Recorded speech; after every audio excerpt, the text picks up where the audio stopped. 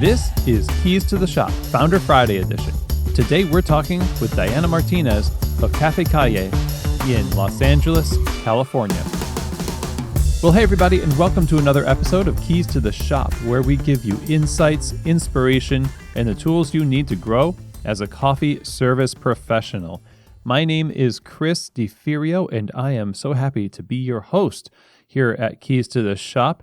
And I really appreciate you joining us today. Now, if you haven't yet already done this, I would advise you to subscribe to Keys to the Shop. All you need to do is hit the subscribe button wherever you are listening to this podcast, and you'll be automatically updated whenever any new episodes like this one come out, so you don't miss any of the content. And if you would, it would be awesome and really help the show, honestly, to share these episodes with a friend or with your team. Anybody who you think could benefit from the content here, just send them the link to these episodes and that'll spread the word about Keys to the Shop. It's a big industry out there, and it would be awesome to reach more and more coffee professionals just like yourself with the content here on the show. Thank you so much, everybody, for doing that. Now, one of the ways I love serving the coffee community is through Keys to the Shop Consulting. Keys to the Shop Consulting is where you get to work directly with me to either help you start your coffee business off on the right foot through consultation and coaching, or you are already an owner of a cafe or a coffee shop, but you want to take things to the next level. You want to take better care of your people. You want to gain more clarity, improve your operations, quality. There's a lot of ways that we could work together to help you do just that.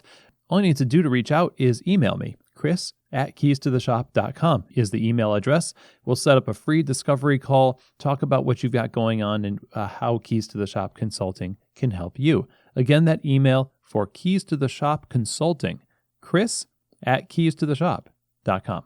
Now, today's Founder Friday episode is brought to you by the Ground Control Cyclops Brewer from Voga Coffee. This is a revolutionary brewer. It is taking batch brew to the next level. The SCA award-winning technology allows you to extract an incredible range of flavors from your coffees and gives you control over the most minute details. It's really inspiring. When you taste coffee from this, it's like getting to know your coffee all over again. And not only is this a next level batch brewer, but it also can make tea, batched iced lattes, batch cold brew. So it's very versatile, increases your productivity, and levels up your quality all in one.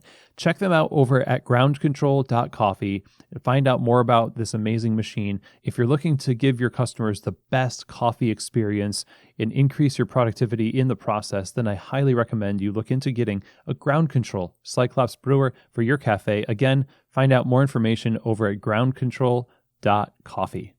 Today's episode is also brought to you by the Barista Series from Pacific. The Barista Series is the line of plant-based performance beverages that is preferred by professional baristas all over the world, precisely because it is created for them and with a lot of feedback from them before these products are launched, and that's why they perform so well.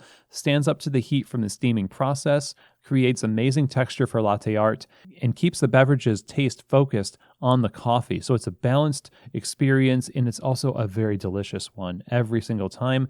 So your customers get the ultimate plant-based beverage experience with the Barista Series. Check them out over at pacificfoodservice.com. Get the products in your store and try them for yourself. Have your baristas play around with them.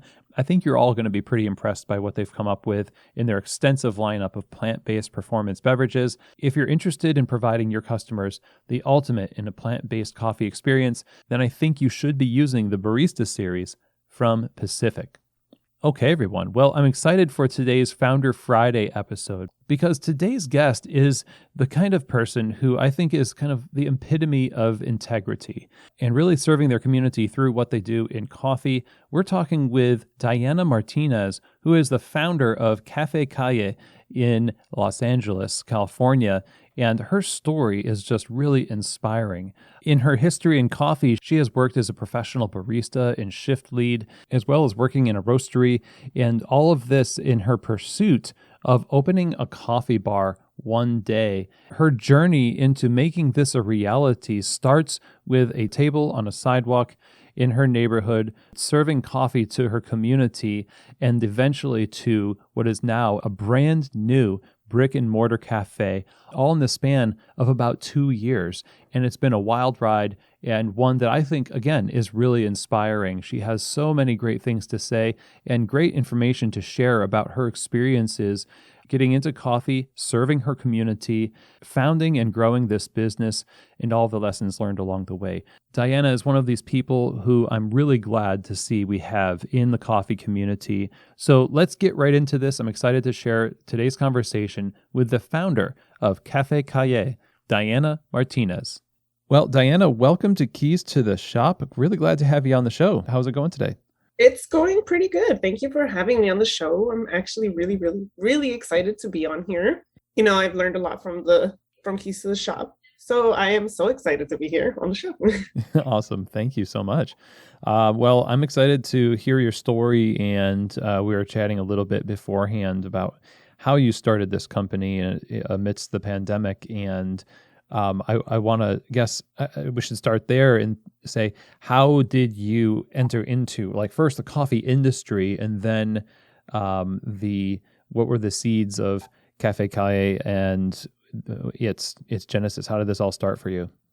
I was maybe about 7 years ago.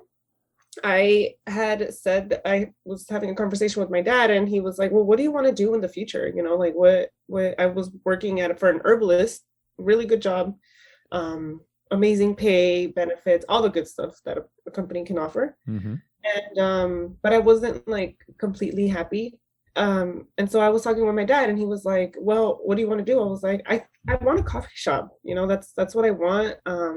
I was visiting all these coffee shops, meeting all these coffee connoisseurs, and like I was like, wow, they're so cool. Like this is a whole different world, and I love it. And so he was like, so what's the plan? And I was like, I don't know. I have no idea. I want a coffee shop. And so that's kind of how the idea came up. This is like about 7 years ago. From there, I told myself, well, you know what? If I want a coffee shop, I don't want to just like kind of throw myself into one and just open one, not knowing anything about coffee. And so I started looking for jobs, at a part-time jobs at a coffee shop or a roastery. I ended up getting an opportunity at a roastery for Tectonic, and I took it right away. Like I was just like, I need this, and I'm going for it. Nice. And I still kept my full-time job, and Tectonic was only 1 day a week. So on a Sunday, their roasting days were Sundays.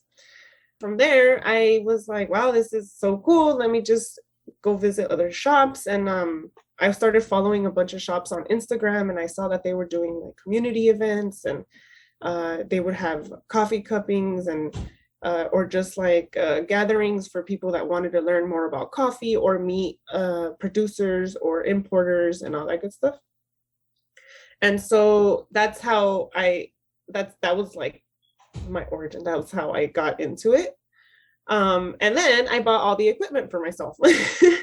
I bought a Chemex, I bought a Baratza grinder, I bought kettles, I bought like scales, and at home I was like brewing myself coffee and brewing my friends coffee and my family. Anybody that would come to visit, I would be like, you want a cup of coffee?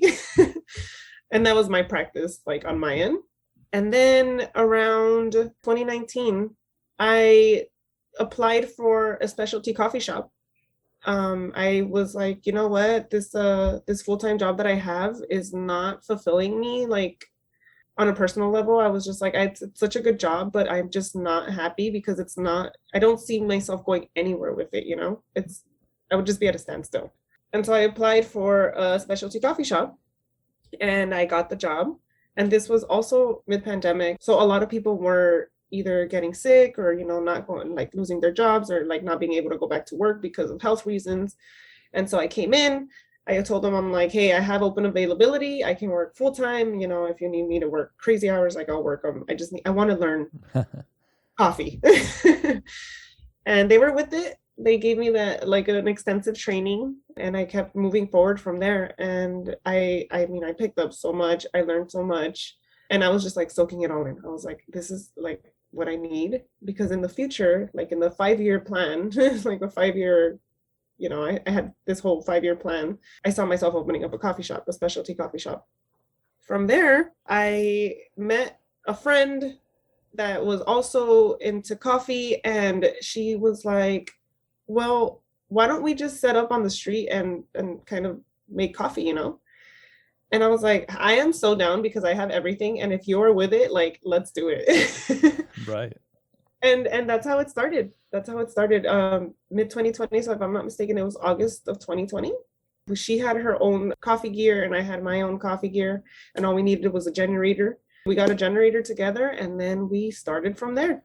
That's really interesting. So you had experience at Tectonic, and Deaton is a good person. I think he's Oh, absolutely a star. And then you had a lot of just experience with coffee shops and working in the like hospitality end of it.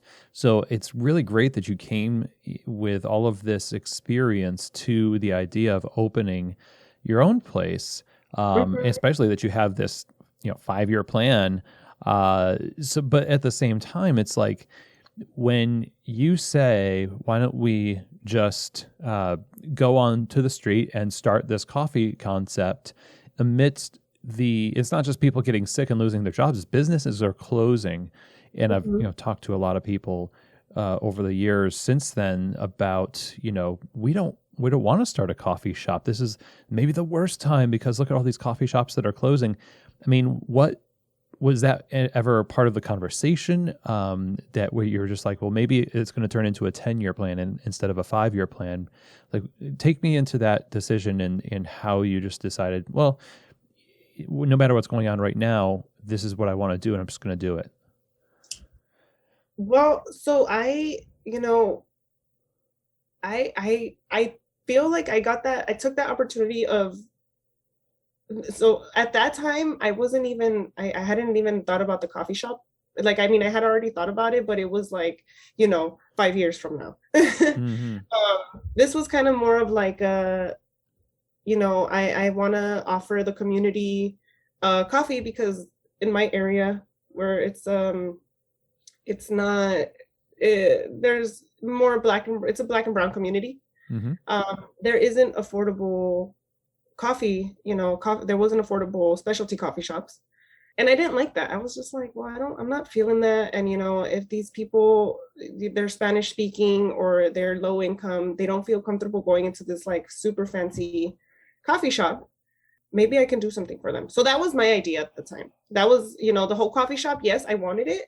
But at that time, I was just like, you know what? Like, it was more of a, let me serve my community.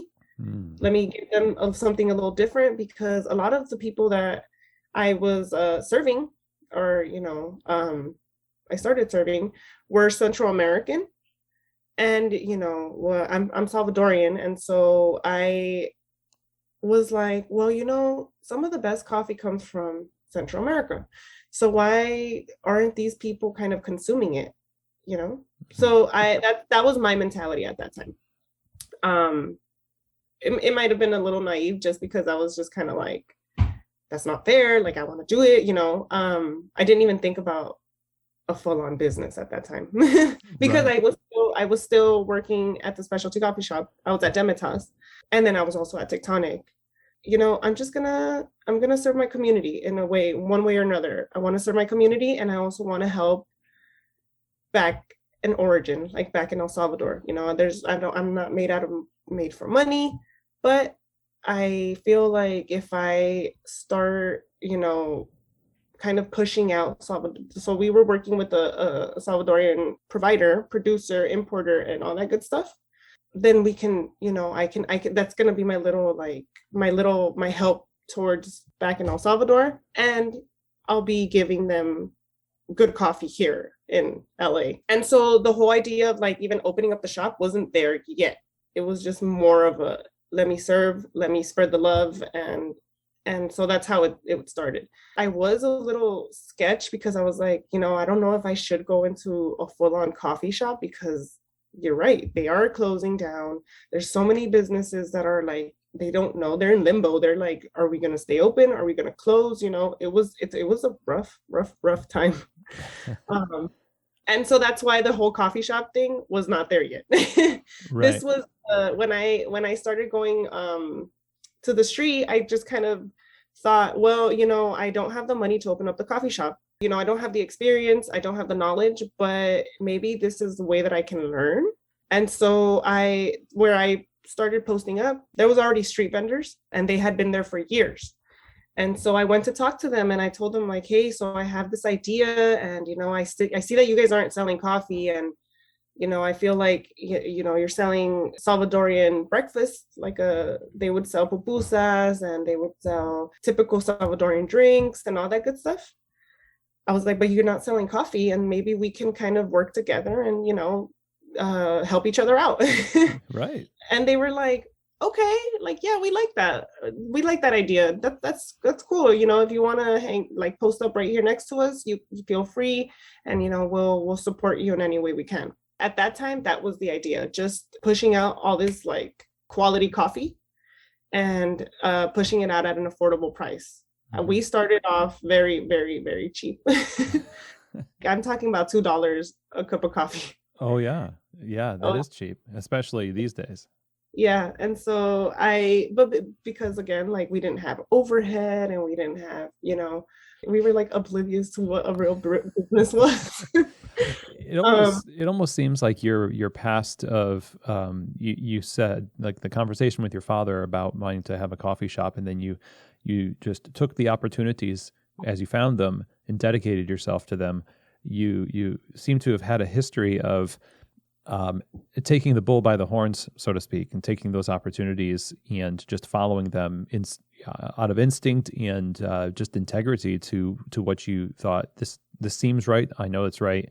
And it's like with my values, I'm going to go ahead and keep on just making decisions that align with my values. This just seems like in keeping with that tradition that you've built of being like consistent and dedicated to what you really know is going to help in your career. It's like you're helping yourself get to that point of opening a coffee shop, and then when you started to feel that conviction about like helping out the neighborhood with coffee, you just followed that as well. So it seems like you were practiced in this.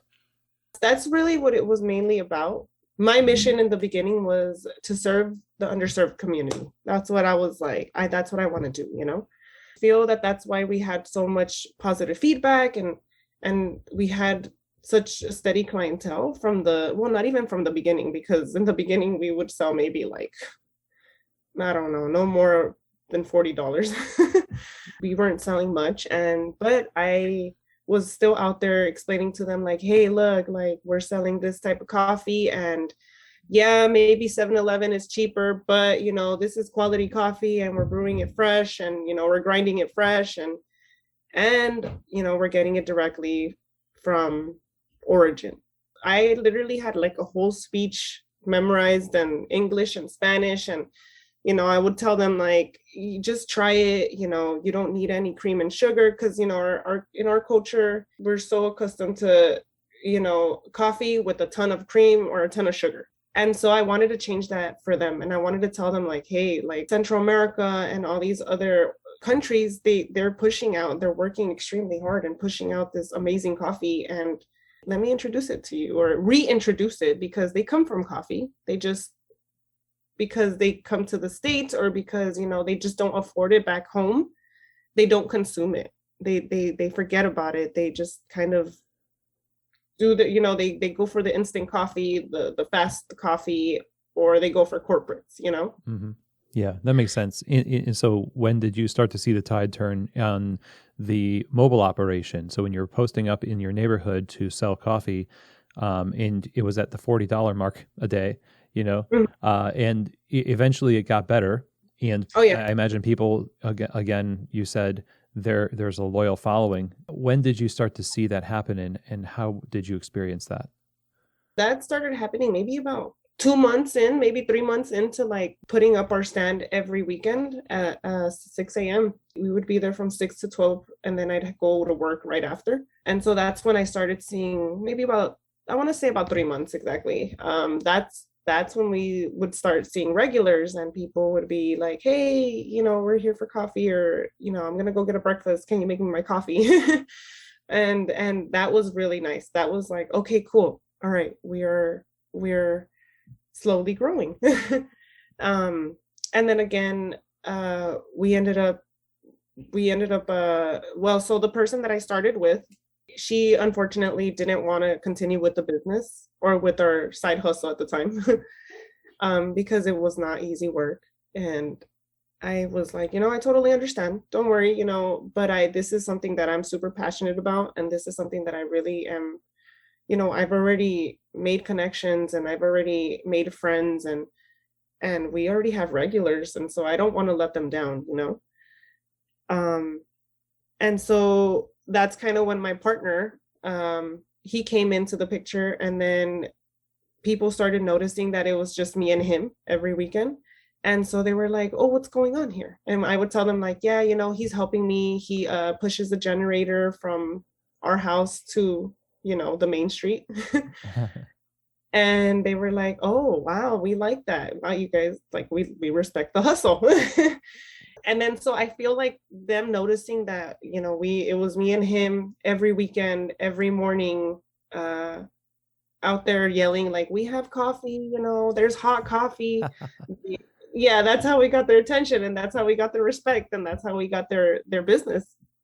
And so from there on, I want to say in January of 2021 or so, we got like our first January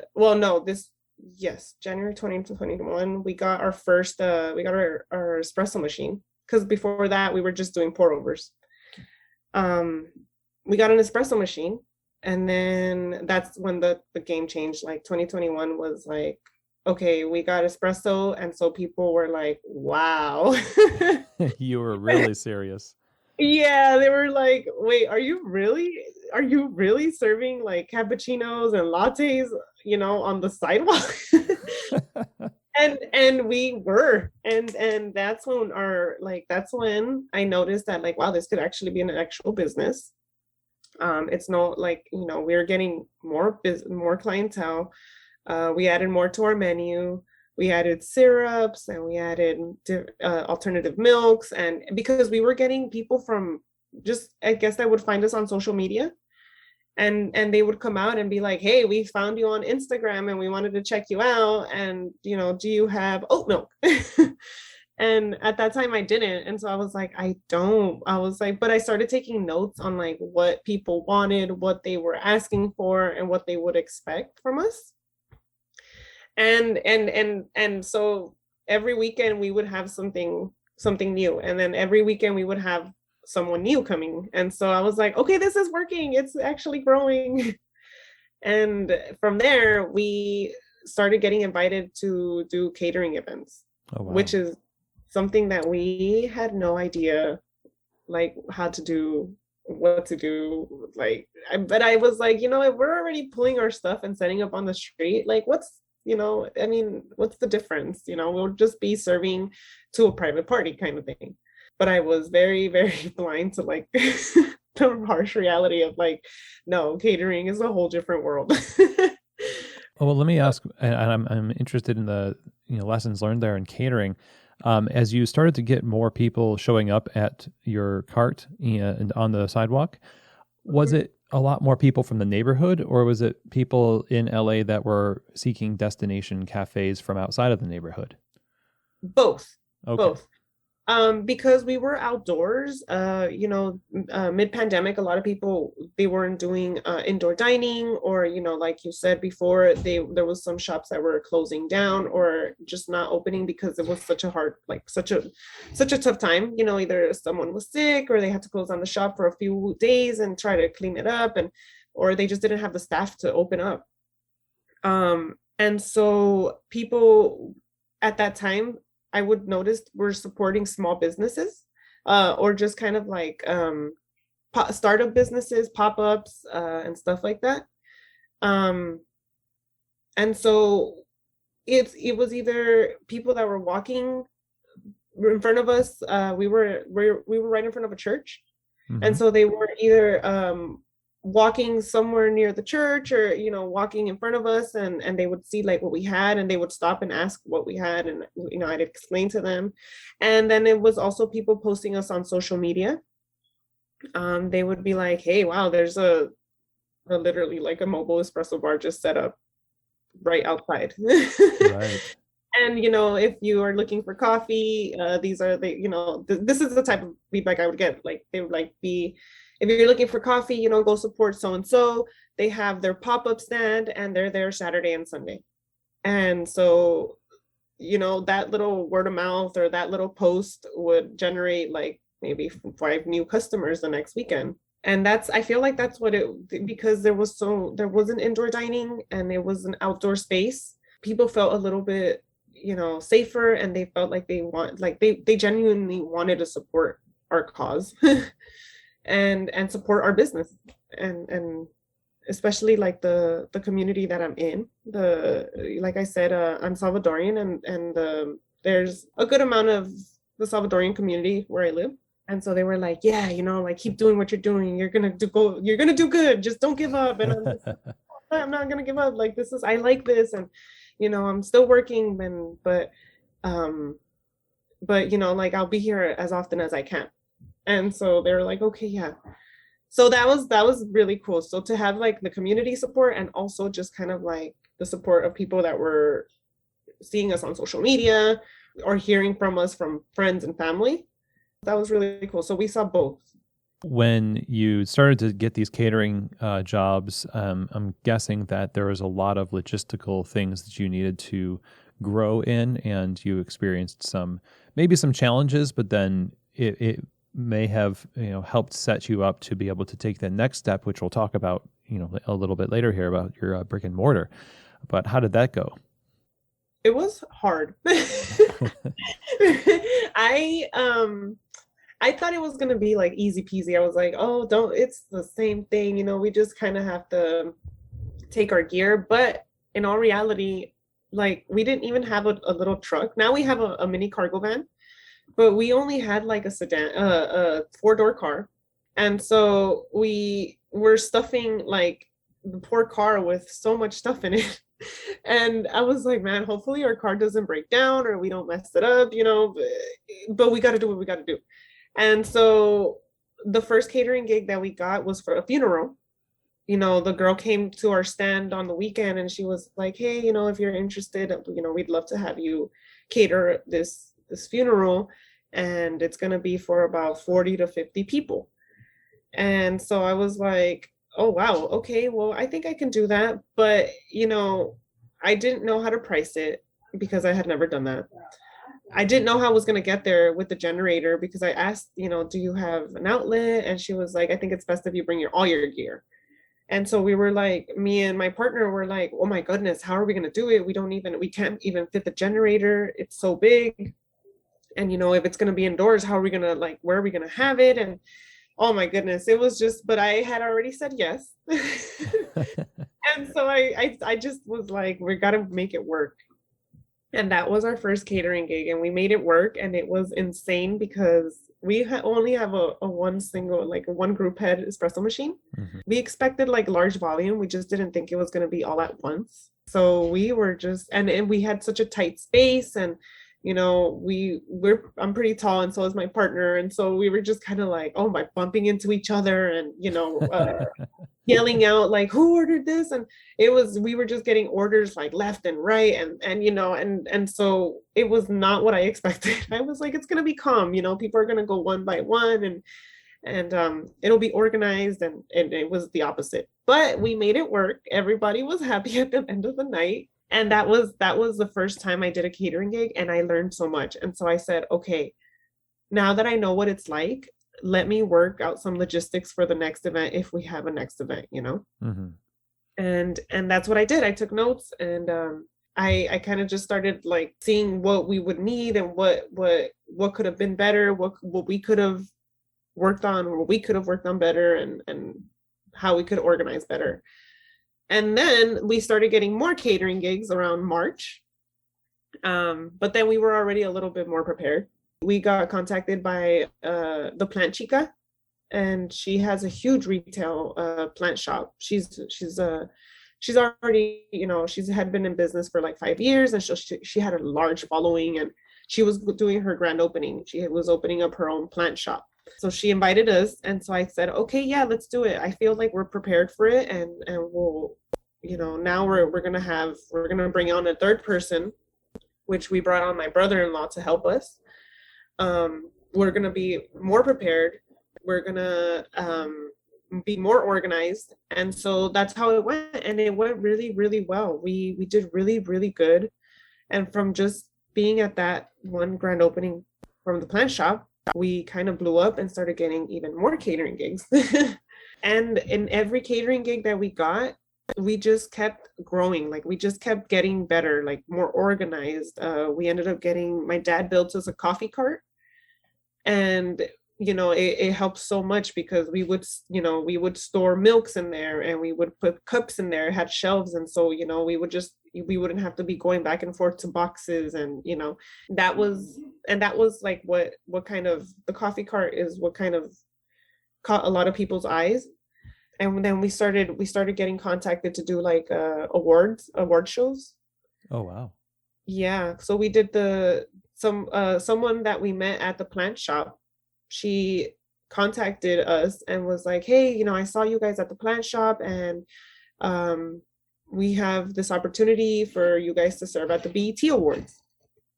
Oh, And excellent. so, yeah, and so we were just like, oh my goodness. But so prior to this though, we were doing pop-up events, so like small business pop-up events that they would invite us to, and that was challenging just because we were still not like, we didn't have the cargo van, and we had to be borrowing cars. We had to be going back and forth to like either rent U-Hauls or borrow friends and families big trucks, because we couldn't fit anything in our car.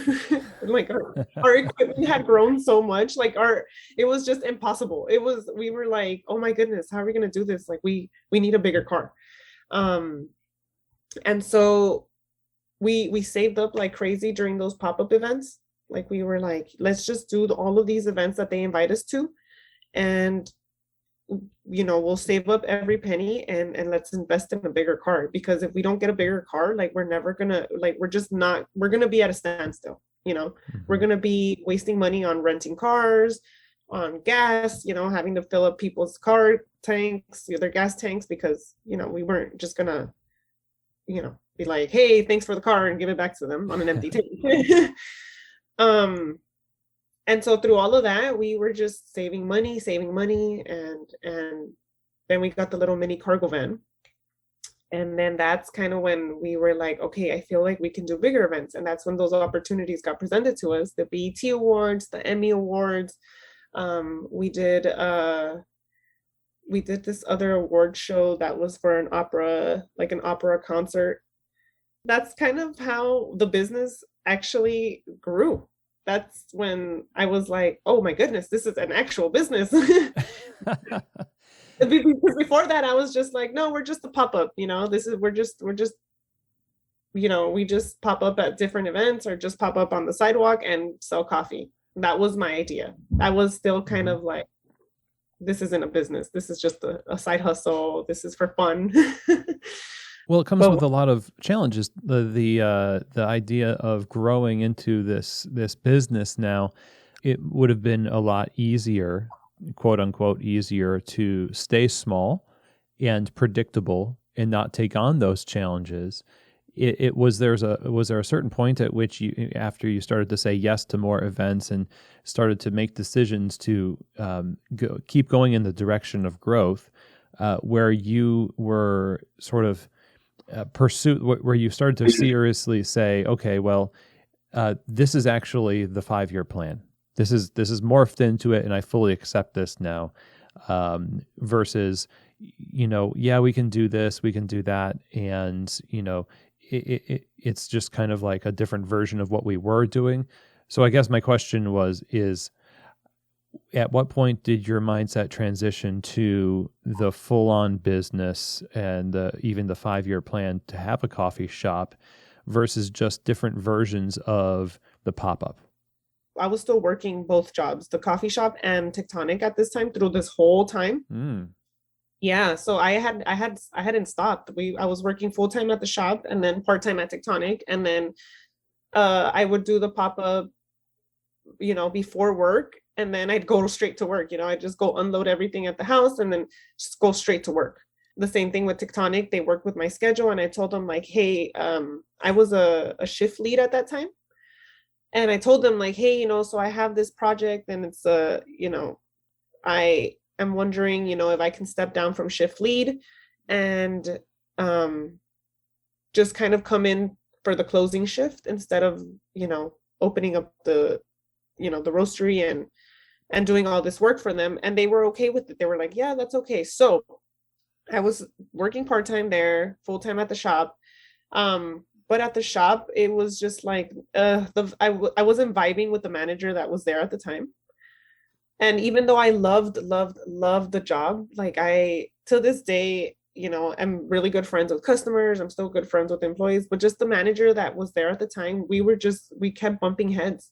And I just was like, this isn't for me. I don't want to do this, especially at somewhere like where somewhere where I spend most of my time at. Yeah. Yeah. And so I ended up quitting, and I reached out to the Sandra from the Plant Chica. And I told her like, hey, I have my coffee cart there. Would it be okay to set up there and sell coffee every day? And she said yes. And so that was around in April of 2021.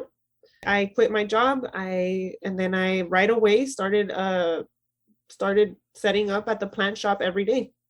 And then that's when I took it on as a full-on business. I said, this is what I'm going to live off of pretty much. And so now I have to treat it, as an actual business and do numbers and, promote it more and put myself out there more and make more network and connect more and all that good stuff. And that's how the business side, like, that's how I took it on more of like, it's not a pop-up anymore. It's not a side hustle anymore. And now it's going to be a legit business, and I'll be a coffee cart selling at a plant shop. Nice. And what did you do to balance the business, taking on all this business concern? You've got to systematize, you've got the operations and everything else. How did you keep in balance the why behind what you were doing that originally got you into starting your own side hustle, now business?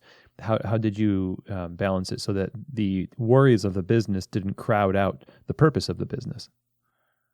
So I told myself, because I was still getting the same support and the same, I still had like a loyal following. I wanted to be there at the plant shop because she is also, she's one of the people that helped me kind of decide on like going full on with the business. And a lot of people knew her because she's near in my community also. And so we kind of had like the same mission, the same values, which was to serve our community and give them something that, there's not much of for, the underserved community. And so I said, I can still do this business and still stick to my values, to what the original mission was, which was, like I said, to serve the underserved community. And that's how, people, when they would come to the plant shop, they would talk to me, and I'd tell them the same thing that I would tell the people on the street. Like, we're working directly with farmers, we're working directly with producers, and we're making sure that, the workers, the farmers, and, wherever we get our coffee from are being sustained right. With me doing that, I was like, I still feel good. I still feel good. I can keep going and I can grow this business. And so that's how I kept climbing the ladder. And then we had a quick standstill because we actually got in trouble for doing that. We got in trouble for not having like the right paperwork to set up and sell at a plant shop, because in all reality, it's not legal. Oh. Yeah, someone, the city came out and they were just like, you can't be doing this, you know, there's rules and regulations that you need to follow, and this isn't correct. But they were, I guess you could say, quote unquote, kind enough to lead me into the right direction and be like, look, this is what you could do if you want to be, you know, set up here, but it's not going to be permanent. This is only temporary. And so I was so sad. I was just like, oh wow, like wow, okay, well, you know, my business that I thought was gonna grow kind of just was, it dissolved. Oh no. I was just like so discouraged. I was like, man, what a bummer. Okay, well then what do I do now? Because, you know, I can either go back and, you know, sell on the street, or I can go back and get a job, or I can just forget about this business and just leave it as like I'm done, you know.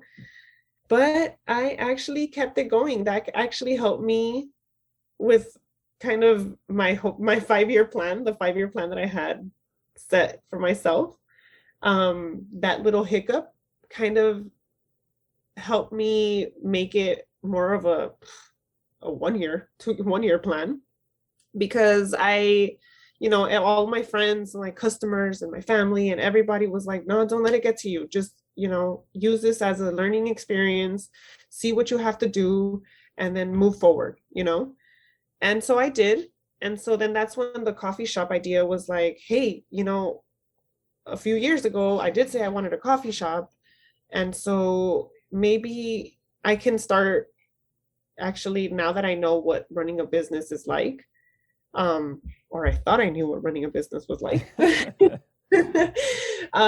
that knowledge that I've gotten and I've learned, like I can just use it for my own coffee shop. And that's kind of when the whole idea of the shop started. Like so I was at the plant shop from April, May, June, up to like July. And then that's when the city came out. And then I, you know, grieved about it for a little bit. I cried about it for like 2 days. And then I was like, you know what, let me put this to use. And I started looking at business licenses, at what I needed to do to build a business, like a legitimate business. Right, because for all intents and purposes, you had been learning the lessons that create a successful business in reality and the practice of it with your pop-ups, with the catering. That's a ton of experience. And the fact that you were working as a barista and in a roastery, that's an enormous amount of experience. It's just the technicalities weren't exactly where they needed to be. So it's as if you already had a coffee shop and now you're just kind of stepping into some kind of official capacity that you had been training for this whole time. Oh yeah. And you know what? And even though I thought I had trained myself, I thought I had, you know, learned all I needed to know about maybe potentially opening up a brick and mortar. I was wrong. Oh. Because there's so much more, because as a pop-up shop or as a catering and mobile espresso, you know, like, or mobile business, it's not the same, you know. The permits are different. You know, you don't have to worry about overhead, you don't have to worry about rent, you don't have to worry about the things that you actually have to worry about when you're opening up a brick and mortar. And so I trained myself, yes, in like working, like I worked my butt off. I was like, you know, I worked 7 days a week. I loved what I did. I enjoyed what I did. In that world, I had full training. Right. But as a business owner, I was still learning, and I still am learning to this day. Well, to talk about that then, talk about the transition and, well, first how the opportunity for the brick and mortar came up, and then those challenges that you had in transitioning from this mobile operation to this permanent location. Yeah. So the brick and mortar idea, it kind of came because like I said, after we had that hiccup at the plant shop, um I told myself, me and my partner talked about it, and I said, like, I feel like we're ready to go into a brick and mortar. I feel like now is the time. Like, I'm completely set that this is what I want to do. And with his support, he was like, yeah, let's do it. If you this is what you want to do, and you can, let's do it. Mm. And so he was behind that idea the whole time. So I actually started looking around. I was like online looking at LoopNet and like all these other like places where you can find commercial spaces and all this crazy stuff. Um, and just was looking for spaces. I was like going to see them, calling people, and I never got callbacks. I never was really able to go see spaces. And yeah, I was just kind of like, man, this is hard. Like, how do people find like their shop? Like, how do they do it, right? And so I've never had training in like real estate. I don't know that side of that world. But I called this number that I found one day online, on LoopNet, and so I was like, let me give it a call. It's not too far from my house. It looks like it was a bar. I don't know. It looked really run down, but I told myself, like, I feel like I can do a lot with that space. I Mm-hmm. hadn't even seen it from the inside. I had just been like, the outside looks cool. Let me see what if the inside is even, you know, even still like up and running. I don't know. So I called the number. Unfortunately, that space had been rented out already, but the broker that answered my call, God bless her soul, she was like, what are you looking for? And so right away, I don't know, it was like we were meant to cross paths or something. She sent me a message, and she was like, what are you looking for? Send me what area you're interested in visiting, or interested in, your pricing, your budget. So I sent her all of that. And then like the next day, right away, she sent me all these listings. And I was just like, oh my God, this is actually happening. It's a big and step. yep, that was insane. I was like, oh wow. So I met up with her at a bunch of different the listings that I was interested in. And so we started talking about numbers and finances and all that stuff. And she was very blunt with me, and she was like, look, your numbers aren't looking too good. You are a small business. But I told her, my dad had agreed to kind of come on board with me. And I told her, like, my dad, he would be my business partner, an investor in this business. And so she was like, okay, so let me see what I can do. We found this place maybe like 5 minutes from where I live. Huge place. It used to be a Subway back in the day. I feel like, I think she said it closed down during the pandemic. So it was still fairly, it was great condition. So we tried to get that space. It didn't work out, but she randomly called me one day, and she said, hey, so the same person that owns that property reached out to me, and they would like you to go see this other property that they have available, this other commercial or retail space that they have available. And they feel like it would be suited more for your business. And so I was just like, okay, I'll go check it out. But if it's not meant to be, let's not push anything. I don't want to get into something that I'm uncertain about. I went to go see the space. It turns out that it was maybe about 3 minutes away from the high school I graduated from. It's in the neighborhood that my partner grew up in. And we know a ton of people that still live in the area and have businesses in the area. And so I immediately felt kind of a connection with the space. That's how I knew that I was like, okay, I think I've found my shop. And the space was it was meant to be, because it was already a build out. It used to be a coffee shop years ago, so there was a bar already built. There was counter space. There was, they had a back of the house. Like it was a build out, and it was a huge space. The space is about 1,100 square feet. So we have a good amount of indoor dining, and the property, the landlord, himself was like, and you can do outdoor dining because again, we were still going through the pandemic. So he was like, and we are willing to negotiate. And when I heard that, I was like, whoa, okay, you know what? Like, no, it's meant to be. And I had to take this opportunity. Nice. Yeah, yeah. And so my broker was, I gave her all my information.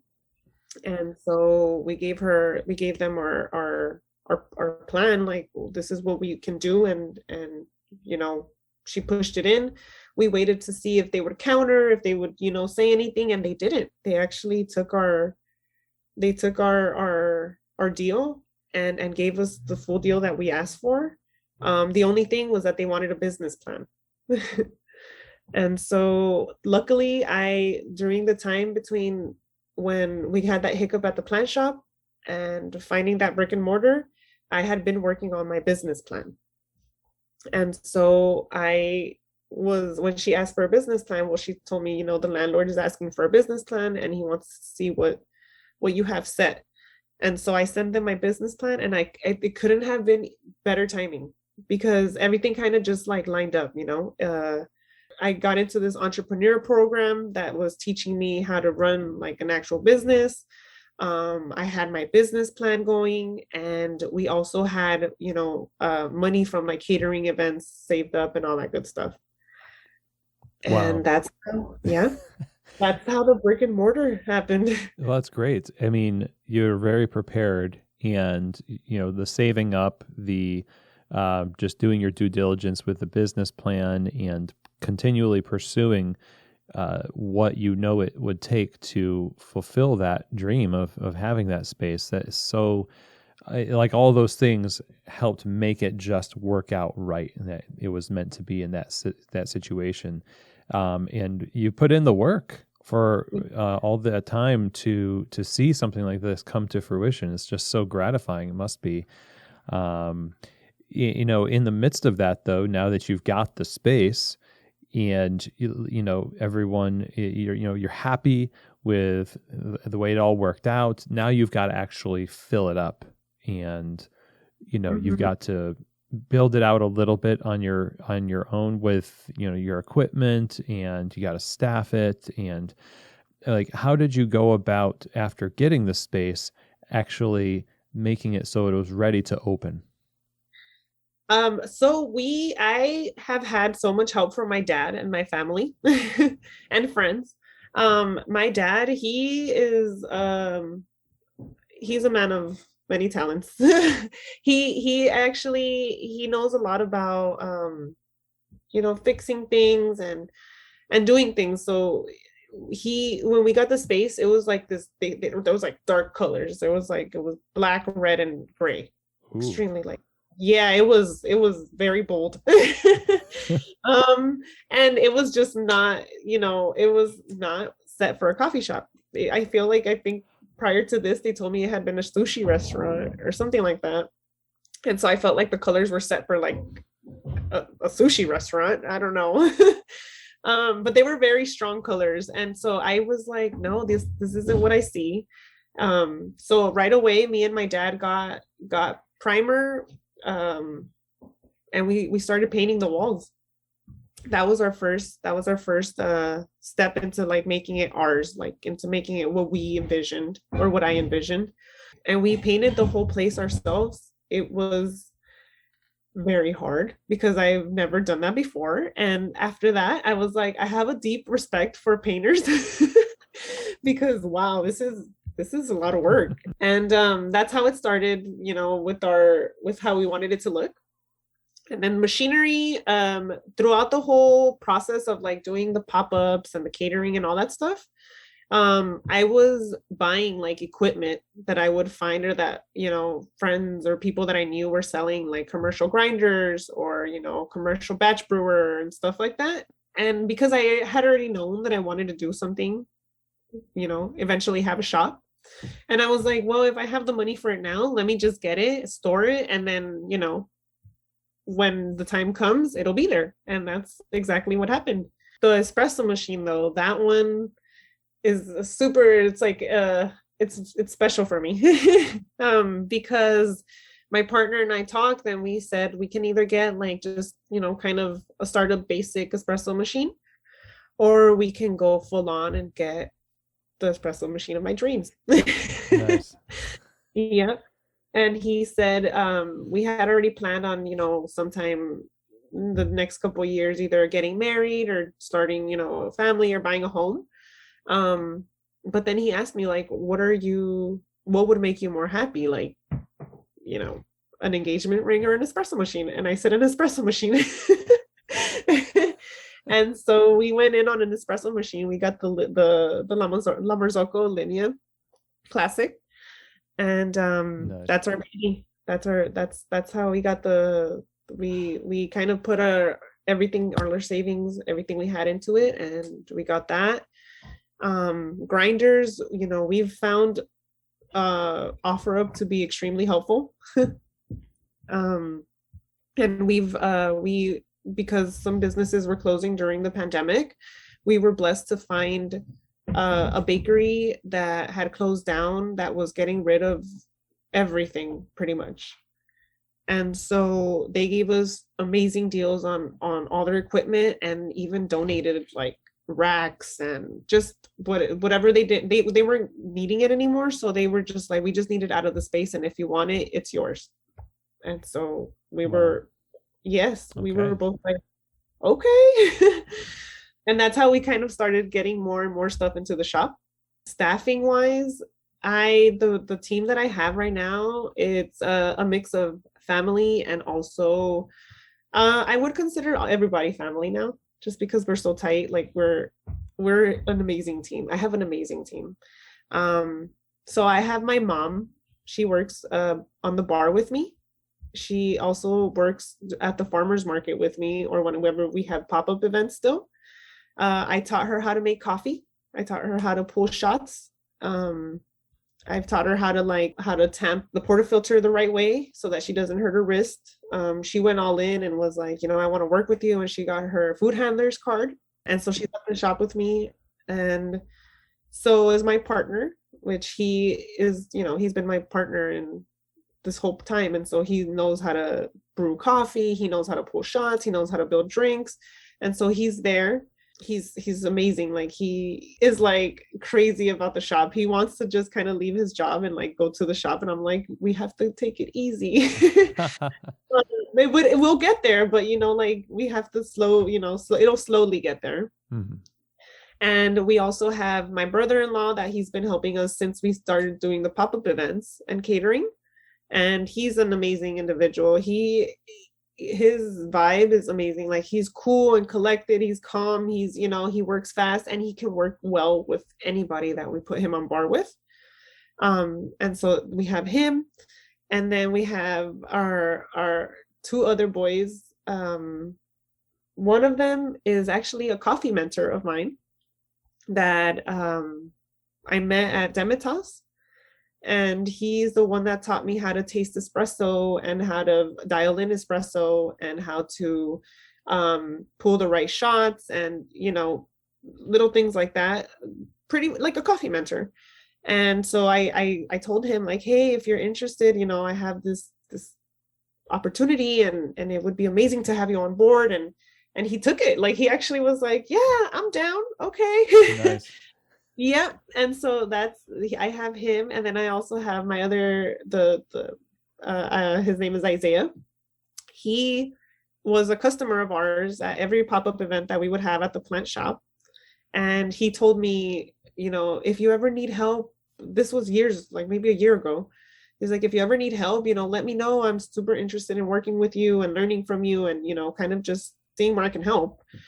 And when I opened up the shop, I reached out to him and I asked him like, hey, if you're interested, like we have a part-time position available. And, I think you would do really well. I have you'd be working side by side with Carlos, which is my coffee mentor. And I think you can learn a lot from him and from, from all of us. And he took it and he's doing amazing. People love him. He's so passionate. Like both those boys, all of the whole team is passionate.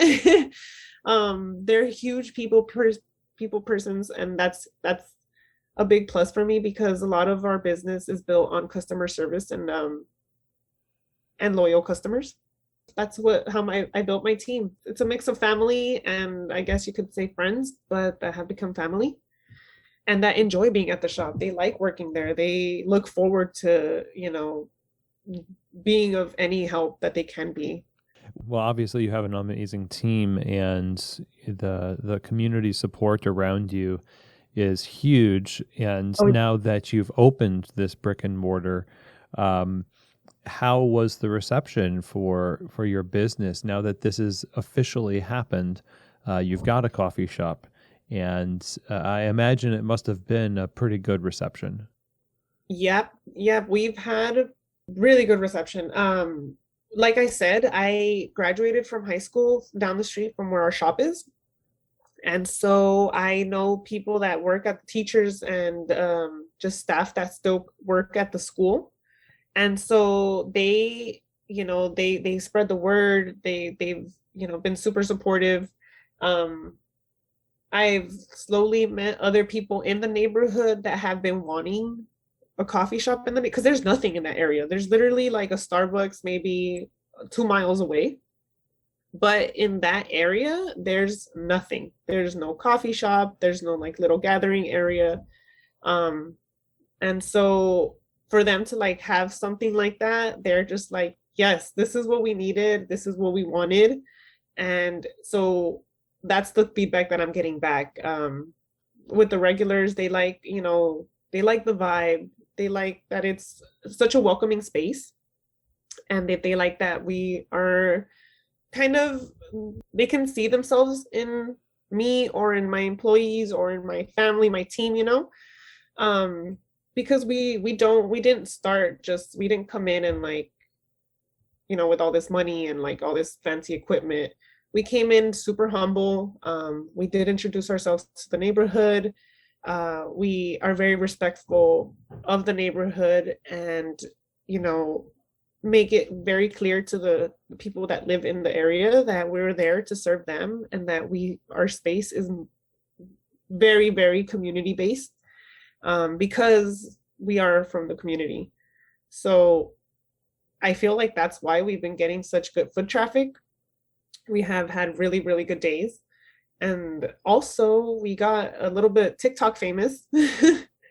And so someone posted us on TikTok, and that kind of blew up because of the power of social media. And so a ton of people were like, wow, like we live in South Central and we didn't even know there was a shop. Like we're gonna go check it out. And so that's been a huge boost. And so that kind of helped, and that spread the word on like us being, the first coffee shop in East South Central. This is such a great story. I love having this conversation. We get to follow the arc of this business's birth and now, where you are today. And it's just such a great testimony of like diligence and hard work and community, especially. And it's great to hear that things are going well. And it's been what, a month, a little over a month since you've opened the brick and mortar, or longer than that? No, we hit our 2 weeks this past Oh, Saturday. that's right. Yeah. Yeah, and Yeah. we're gonna hit our month soon, and wow. Hmm. I'm still taking it all in. Like every time, every day I wake up, every time I unlock the doors, I'm still, it's like I'm living a dream. Like I'm living my dreams. Yeah. And so it's so special. It's that space is so special for me. What then for other people listening to this who have that same dream, and people that are, going to start a coffee shop and are needing some inspiration or advice, what would you tell them? Wow, I would say that if it's something you're passionate about, push it, because a lot of times we have this idea of like, yeah, and I love doing this and this, but then we think about like all the like the background to it, like finances and building the customer base and all the work that goes into it, and we get a little discouraged. And yeah, it can be a little hard and it is a little scary, but at the end of the day, it's like you can wake up and say like I'm doing what I love. I'm gonna go into work and I'm gonna, say hi to the customer that comes in and that loves coming in because they see that we are so passionate about our project. And that's huge. And just be consistent. Don't be afraid to ask for help because there's so many people that are willing to help, even though as business owners we don't want to like burden someone else, and we don't want to let them know that we're like, sometimes we feel like we're drowning. but that's why there's so many resources, and that's why we have that's why there's so much support. The only thing is that we have to be comfortable enough to be, hey, so can you help me with this, or what advice do you have for this? And so my advice would just be, don't be afraid to ask for help, don't be afraid to ask for advice. Follow your dreams. Even if it gets hard. Like it's not going to be an easy road, but it's definitely going to be rewarding every single day that you go into your shop or into the business that you're opening up. Love it. Don't be afraid to stand on the sidewalk and yell for people to buy coffee. No. I mean, it is what it is. Like that's how we started, and look at us now. Just put yourself out there. People respect the hustle. Well, we have a lot of respect for you, Diana. I really appreciate you joining us today. Where can people stay in touch with you and all that you've got going on at Cafe Calle? So we are, you can find us on Instagram. We're still working out all our social media and all that good stuff. But we are on Instagram under Cafe Calle. You can reach out through email through cafecalle.la or our website cafecalle.com. The email is cafecalle.la@gmail.com. But definitely we're more present and more active on Instagram. And so that would be under Cafe Calle. Perfect. Well, thank you so much again, Diana. Really great to talk to you. Thank you for having me on the show. This was amazing. Well, everybody, I hope that you enjoyed Diana's story. I think all along the way, when we remember this story, from the table on the sidewalk to the brick and mortar, there has been a consistency to how she has put herself out there, and not just for herself, for her community, and how wonderful it is to see her community really support her all along the way. She's practiced at consistency and building with purpose, and that's definitely something that we can learn from. So a huge thank you to Diana Martinez for joining us on the show. If you're interested in staying up to date with what's going on there, best place to do that, of course, is Instagram, and that handle on Instagram is at Cafe Calle. That is Cafe, then Calle. And of course, you should look them up if you're in the Los Angeles area for sure. So if you have any questions, comments, or feedback for me about today's episode or any other episode of the show, feel free to email me, chris@keystotheshop.com. And you can also use that email to reach out about Keys to the Shop Consulting, chris@keystotheshop.com. And with that is the end of today's episode, everyone. I really appreciate you listening to the show. I hope you got so much from this conversation with Diana Martinez, and I wish you the best rest of your day. Thanks, everyone, and as always, I hope that today's episode has truly given you keys to the shop.